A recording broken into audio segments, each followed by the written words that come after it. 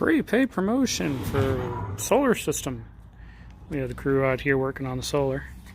Everybody knows about the new pickup truck, I think, by now. The Jeep, still out in the backyard, haven't budged it. But a lot of people know about this guy and all the stuff it's gone through. As you can see, it's nicely put together again. I've been using it. You guys ever wonder what these hoods look like? See that big gap right there? Yeah, that's an ugly gap, but yeah, most people don't notice it. Passes the 10-foot rule, I guess you could say. Of course, my Morimoto headlights. I love these headlights. I need to get the tail lights, but not just yet. But that's not what this one's about. This one's about this guy. So some of the people who've either looked at the YouTube, most of the Corvette guys and stuff that were trying to find the RCDLR stuff, a lot of them don't know I'm also a rider. I haven't ridden in years. I don't ride much in Phoenix. But this is a Triumph Daytona 955i. It's a 2003. It has about 14,000 miles on it. I probably put about 7 of those 14 on this bike. Bought it used. It was wrecked. Co-workers were trying to get rid of it because they were harbored for cash.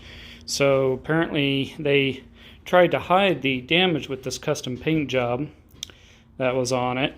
It still technically is. The guy who did the paint job is that guy over in East Texas. And there's the side panels right there for it. And the tank is down there. Now with Triumph, they don't have metal tanks. That's plastic. But you know, you're talking, what, bikes in 03, was built in December of 02.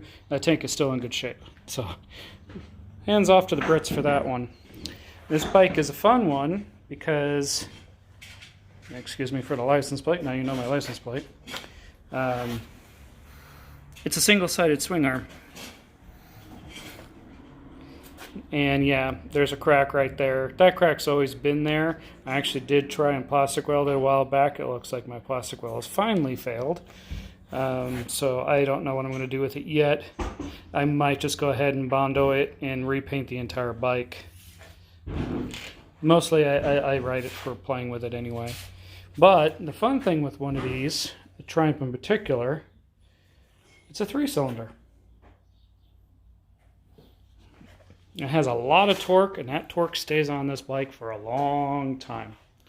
What we're doing with this, or the reason why it's gutted, is, you know, this bike is really, really old in terms of where it's been. It's spent a lot of time in the south, to East Texas as well as here. And I'm trying to find it. But you get dry rot where some of the connectors are cracked. Some of the other connectors over here, you know, it's actually still on there, is cracked.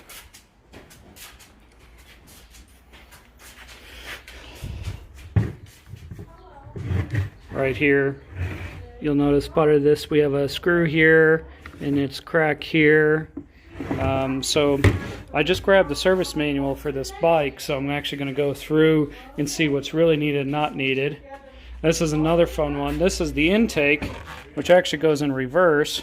So the bike really doesn't get any better the faster you go. It's not like the R6s or R1s. This thing wasn't actually designed for the trek. It was designed to be a crazy bike on the road.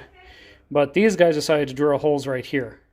So I don't know if they were just trying to make more inlets. If you're going to go that route, you might as well cut the entire thing. But we do have 2 holes here. I'm probably going to plug those holes again. So the biggest part is we're going to do a valve adjustment to this bike. We're going to check the valves, make sure they're correct.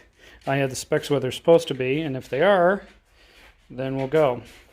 However, I don't have any feeler gauges. My feeler gauges have disappeared, so we're going to pause now and go pick up stuff, and then I'll go ahead and tear the top off and check its cams, and I'll do a recording of how that looks. Talk with you all later.